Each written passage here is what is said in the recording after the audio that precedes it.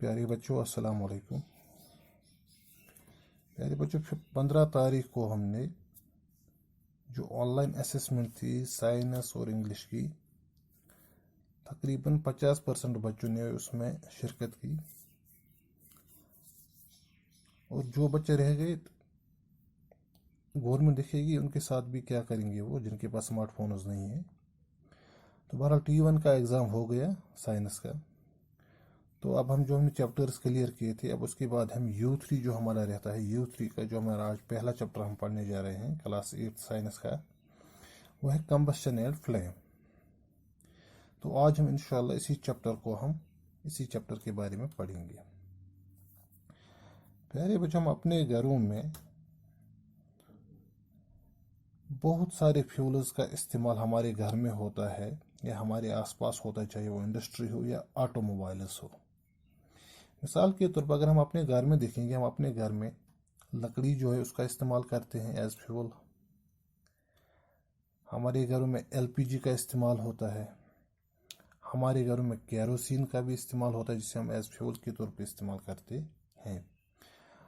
Industry में आपने देखा होगा, इंडस्ट्रीज में भी फ्यूल जैसे है डीजल वगैरह, इसका इस्तेमाल होता है, या कोल का इस्तेमाल होता है इंडस्ट्रीज में, या इलेक्ट्रिसिटी का भी, उसको भी एज फ्यूल इस्तेमाल किया जाता है। इस तरह ऑटोमोबाइल्स में आप देखोगे डीजल है, पेट्रोल है, CNG है,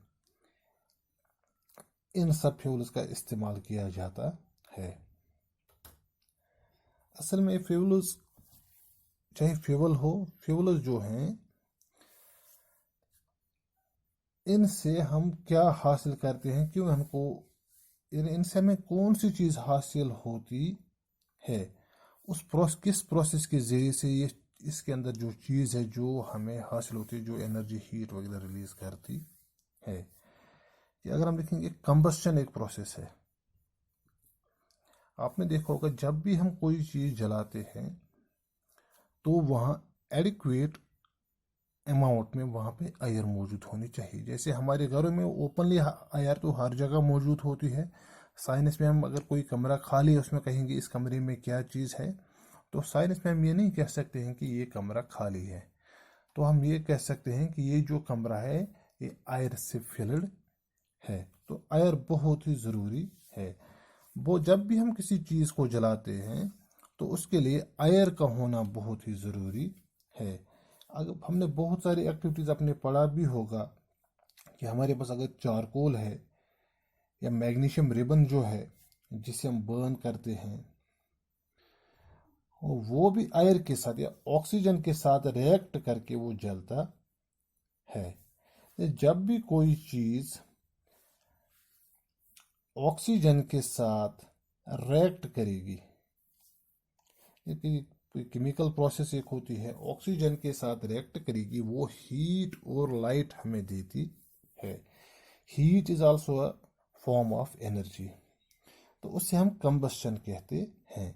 इसी दौरान, जलने के दौरान ही एक और गैस रिलीज होती है जिसे हम कार्बन डाइऑक्साइड कहते हैं। जब भी कोई चीज़ ऑक्सीजन के साथ रिएक्ट करके वो हीट देगी और लाइट भी देगी, तो उससे हम कंबस्शन कहते हैं।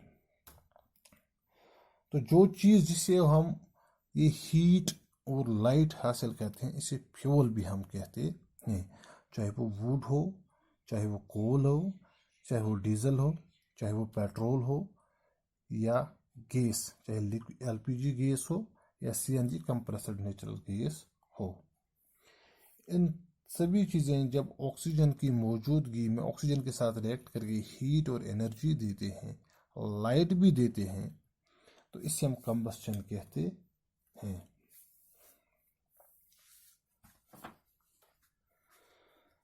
कंबस्शन को, यानी जो कंबस्शन है, इसको समझने के लिए ऑक्सीजन क्या इसके लिए ज़रूरी है कंबस्शन के लिए, एक सिंपल सा एक्सपेरिमेंट हम करेंगे। शायद मैंने आपको पिछले साल भी बताया होगा कि एक कैंडल हम लेंगे, वो हम जलाएंगे, और उसको किसी जगह पे ऐसी फ्लैट सरफेस पे हम रखेंगे जलाकर, और उसके ऊपर हम एक गिलास रखेंगे, और साथ में हम ये भी इंश्योर करेंगे कि इसके अंदर बिल्कुल भी हवा नहीं जानी चाहिए। तो हम उसके लिए क्या कर सकते हैं, इसको पूरी तरह से कवर करने के लिए अगर हमने कोई ट्रे ली है तो उसमें हम थोड़ा सा पानी भी डालेंगे, ताकि उससे ये इंश्योर हो जाए कि इसके अंदर हवा नहीं जानी चाहिए, इस गिलास के अंदर से कैंडल तक हवा नहीं पहुंचनी चाहिए। तो ये कैंडल थोड़ी देर जलती है और कुछ सेकंड्स के बाद, चाहे 5, 10 या 20 सेकंड्स के बाद, ये कैंडल जो है ये खुद ब खुद बुझ जाएगी।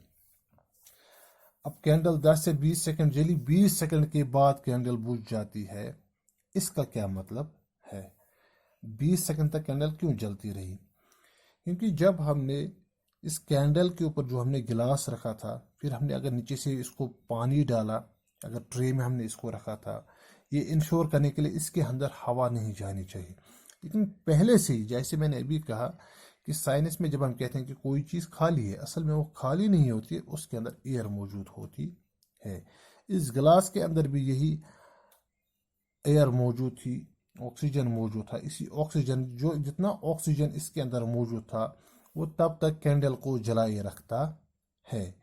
लेकिन जब धीरे धीरे वो ऑक्सीजन इस कैंडल ने कंज्यूम की, ऑक्सीजन ख़त्म हो गई, तो ऑटोमेटिकली जो कैंडल जो है वो बुझ जाती है।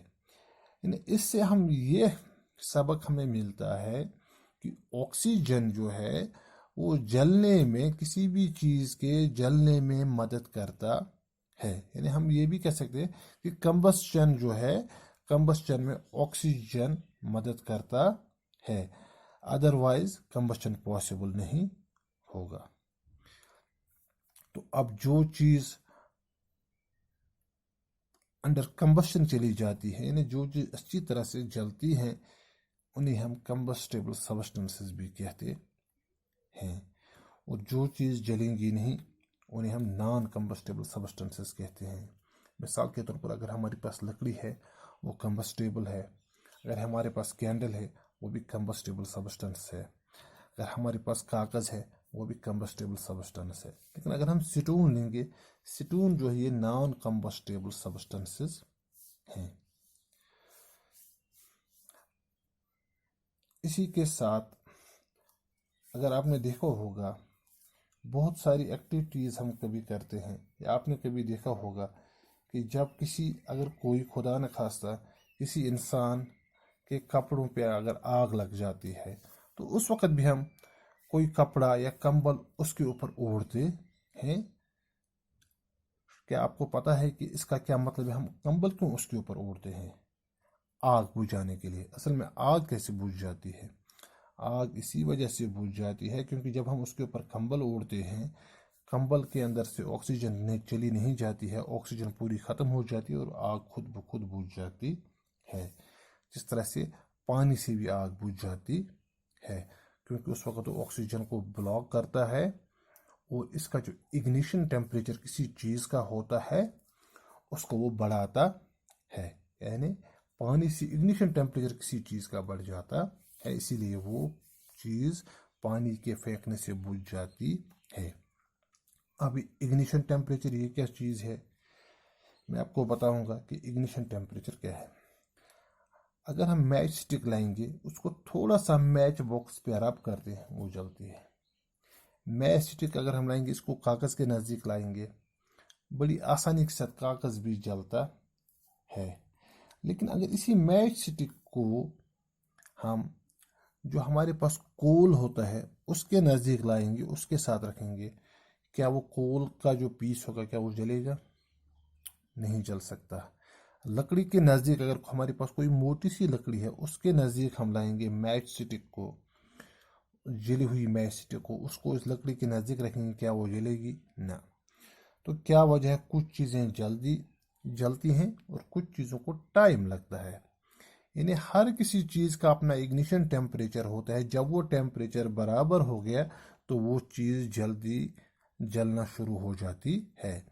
तो यहाँ हम ये सीखेंगे कि जो कागज़ है उसका इग्निशन टेम्परेचर बहुत कम है, इसीलिए वो बहुत जल्दी फायर जो है उसको कैच कर पाता है बनस्बत लकड़ी के, जिसको टाइम लगता है फायर कैच करने में। इसका मतलब ये है जो चीज़ जल्दी जलती है उसका इग्निशन टेम्परेचर कम होता है, और जिस चीज़ को बहुत टाइम लगता है जलने में उसका इग्निशन टेम्परेचर ज़्यादा होता है। इसी तरह अगर हम देखेंगे पेट्रोल जो है गैस है, उसका इग्निशन टेम्परेचर बिल्कुल ही कम है। गैस, अब देखो कि गैस लाइटर हम करते हैं, उसमें जो स्पार्क निकलती है, जो लाइटर हम इस्तेमाल करते हैं स्पार्क निकलती है, उससे गैस जलती है। इसका मतलब यही है कि उसका इग्निशन टेम्परेचर गैस का बहुत कम है। इस तरह पेट्रोल का भी बहुत कम है। पेट्रोल से थोड़ा ज़्यादा अगर देखें इग्निशन टेम्परेचर केरोसिन का होता है। धीरे धीरे इसी तरह हम और भी चीज़ें जिनको हम जलाने के लिए इस्तेमाल करते हैं, हम बता सकते हैं कि किसका इग्निशन टेम्परेचर कम है, किसका ज़्यादा है।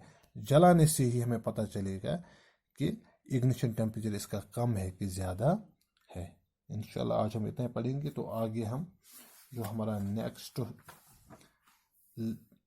लेक्चर होगा उसमें हम और चीज़ें डिस्कस करेंगे इसी के बारे में कि हमें कौन कौन सी प्रिकॉशंस लेनी होंगी कि इन फ्यूल्स का इस्तेमाल करते हुए। तो इंशाल्लाह हम नेक्स्ट में पढ़ेंगे। बाकी वसलम।